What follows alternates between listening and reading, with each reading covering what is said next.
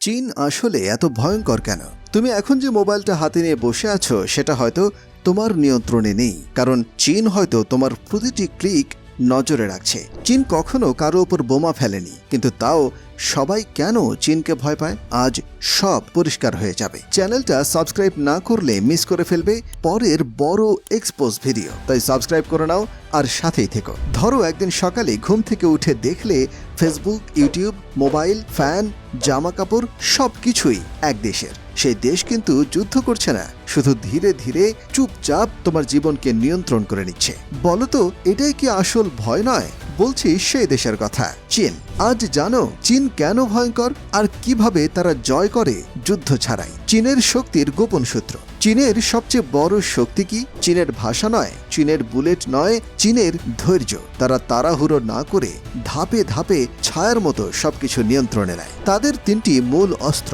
এক, পণ্য ও উৎপাদন। চীন হচ্ছে পৃথিবীর বৃহত্তম ম্যানুফ্যাকচারিং হাব। তারা এমনভাবে উৎপাদন করে যেন বিশ্বের সবকিছু তাদের কারখানা থেকে আসে। দুই, টেকনোলজি ও নজরদারি। চীনের প্রযুক্তি শুধু এগিয়ে না, এটা নজরদারির জন্য ব্যবহৃত হয়। তারা AI, facial recognition, big data ব্যবহার করে দেশের নাগরিকদের এবং বিদেশি ব্যবহারকারীদের নিয়ন্ত্রণে রাখে। তিন, ঋণের ফাঁদ, ডেট ট্র্যাপ ডিপ্লোম্যাসি। দরিদ্র বা উন্নয়নশীল দেশগুলোর কাছে মোটা অঙ্কের ঋণ দিয়ে পরে যখন তারা পরিশোধ করতে ব্যর্থ হয়, তখন চীন সেখানে স্থায়ী দখল নেয়। তারা কিভাবে দুনিয়া দখল করছে?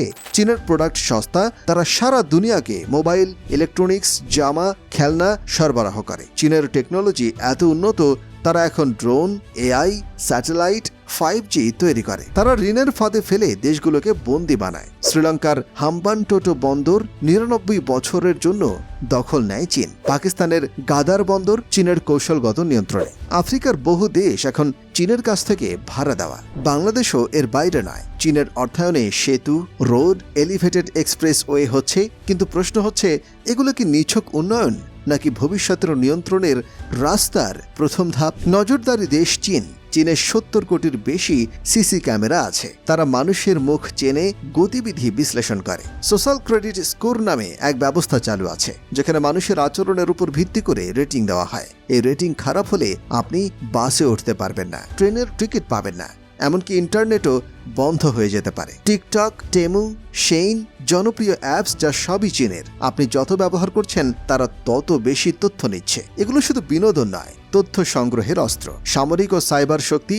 চীন এখন পৃথিবীর দ্বিতীয় শক্তিশালী সামরিক দেশ। তারা প্রতিদিন নতুন যুদ্ধজাহাজ, সাবমেরিন, ড্রোন, মিসাইল তৈরি করছে। PLA সাইবার ফোর্স বিদেশি তথ্য হ্যাক করে, প্রযুক্তি চুরি করে, ভুয়া তথ্য ছড়িয়ে জনমত বদলায়। বিশেষ করে দক্ষিণ চীন সাগর, তাইওয়ান, হংকং নিয়ে চীনের আগ্রাসন দিন দিন বাড়ছে। তারা প্রতিবেশী দেশগুলোকে ভয় দেখিয়ে নিয়ন্ত্রণে আনতে চায়। বিশ্ব রাজনীতিতে চীনের খেলা। চীন এখন জাতিসংঘ, বিশ্বব্যাংক, এমনকি হলিউডেও প্রভাব ফেলছে। চীনের belt and road initiative BRI 140টিরও বেশি দেশ যুক্ত হয়েছে। ইউরোপ, আফ্রিকা, এশিয়ায় রেল, সড়ক, সমুদ্র বন্দর নির্মাণ করছে। এসবের মাধ্যমে দেশগুলোকে অর্থনৈতিকভাবে চীনের উপরে নির্ভরশীল করে ফেলছে। চীন চায় আমেরিকাকে দুর্বল করা, ভারতের চারপাশে ঘিরে ফেলা, বাংলাদেশকে অর্থনৈতিকভাবে বেঁধে রাখা। এই ভয় থেকে বাঁচার উপায় কি? চীনের ভয় একদিন আসবে না, সেটা এখনই শুরু হয়ে গেছে। আমাদের দরকার সচেতনতা।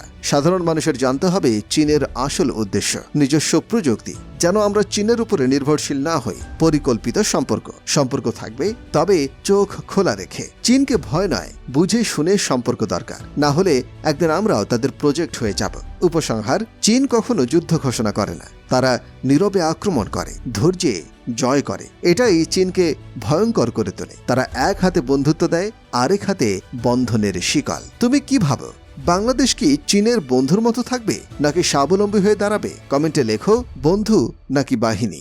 ভিডিওটা ভালো লাগলে অবশ্যই লাইক দিও, কমেন্টে তোমার মতামত জানাও। আর এমন আরো কন্টেন্ট পেতে চ্যানেলটা সাবস্ক্রাইব করে পাশে থাকা বেল আইকনটি টিপে দাও।